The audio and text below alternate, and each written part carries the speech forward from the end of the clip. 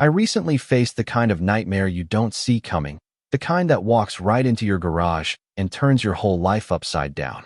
One minute, I was tightening the lug nuts on my '67 Mustang, listening to the clean click of the wrench echo against the pegboard walls, and the next, I was staring at government plates pulling up my driveway. That garage was my church, my quiet corner of order in a world that usually felt too messy. Every tool had a place. The floor was spotless except for one stubborn oil puddle I hadn't quite gotten to, and that night the air smelled of leather, gasoline, and pine drifting off the lake. I had no idea how fast it was about to turn into a crime scene. Two men in suits stepped out, one scanning the street like a hawk, the other walking toward me with that look of a man who notices things for a living. He introduced himself as Agent Peters, nodded toward the car, and told me the governor wanted a word. When Governor Thompson climbed out of that sedan, tired but carrying himself with quiet weight, my stomach flipped.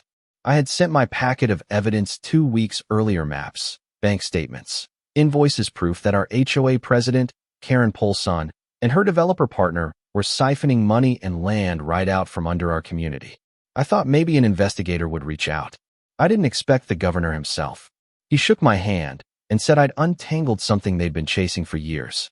For the first time in months, I felt hope, like the fight I'd started with just paper and persistence might finally be worth something. But then came the flashing red and blue, sirens splitting the night, tires screaming into my cul-de-sac. Local cops jumped out, guns drawn, yelling over each other. They had been told I was holed up in my garage with rifles and bombs, ready to ambush.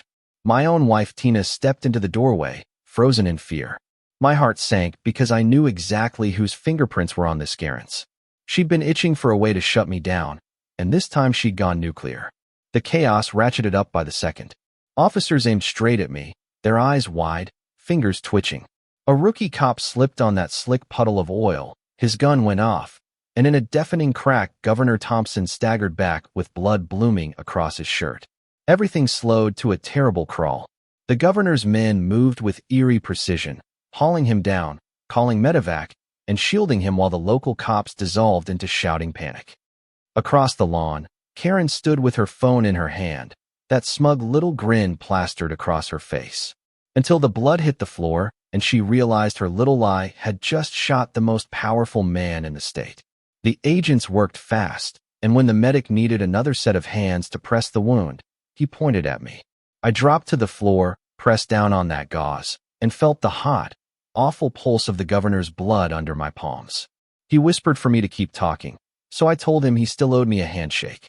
Meanwhile, Tina disappeared into the house and came back with something better than any weaponized live tap into the police body cams and the 911 call itself. She mirrored it onto our big living room TV, sound blasting through the speakers so the whole neighborhood could hear.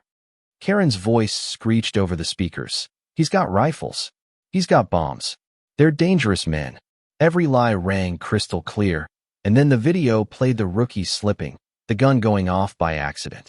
The cops' faces fell. The neighbors gasped. Karen turned white as a sheet.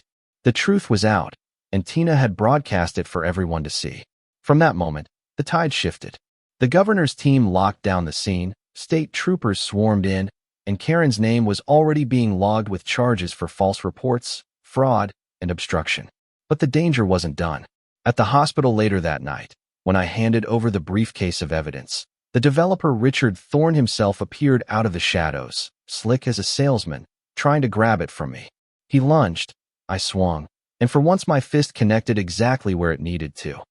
The troopers tackled him, and suddenly the man who'd thought he owned us all was face down on cold concrete in handcuffs. The days that followed blurred into depositions, hotel rooms under police watch, and endless cups of bad coffee while the state built its case. Tina, though, wasn't content to wait for courts and prosecutors.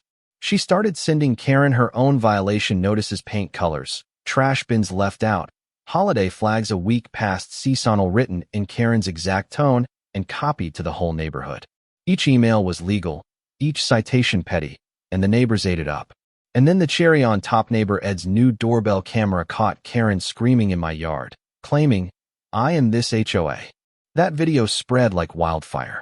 By the time the emergency meeting rolled around, the board was crumbling, the neighbors were seething, and Karen's supporters had vanished. That meeting will be etched in my memory forever. Karen stood there, dressed like a queen, ready to bluff her way through one more speech. And then the clubhouse doors swung open. State troopers marched in with the lead investigator, arrest warrants in hand. In front of everyone, they cuffed her for fraud, wire fraud, money laundering, the whole rotten scheme. Her mask cracked wide open. She spat venom at me on her way out, hissing that I'd ruined everything. I told her the truth, she had done that herself. The neighbors clapped as the troopers let her out, and the reign of the HOA tyrant was over. But the fallout was bigger than our street. My little packet of maps and receipts had unraveled a statewide conspiracy, with Karen, Thorne, and even a county commissioner tangled in their own greed. Grand juries, indictments, frozen accounts, it all came crashing down. The governor survived, scarred but alive, and he thanked us personally, reminding me that sometimes it just takes one stubborn homeowner who won't be bullied to bring down an empire. Back home, the neighborhood slowly stitched itself back together. Access paths reopened, refunds started trickling back, and folks remembered why they moved to the lake in the first place. Now when I stand in that garage, floor scrubbed clean, tools hanging neat as ever, I think about how fragile power really is. Karen and Thorne thought they were untouchable, but all it took was paperwork, persistence, and a wife with a scanner app to show the truth. They lost everything because they built it on lies. We won not with fists or threats, but with proof, patience, and a community that finally stood up. And that's the thing I'll leave you with tonight. What makes someone untouchable? Is it money, titles, fear? Or is it the truth we choose to tell, even when it costs us? Drop your thoughts in the comments below. Was justice really served? Or was this just the start of a bigger fight? Tell me what you think, and let me know if you've ever faced down a neighbor or an HOA that pushed too far. I'll be reading every word, because stories like this don't just belong to Methy, belong to all of us who've ever been told to sit down and stay quiet.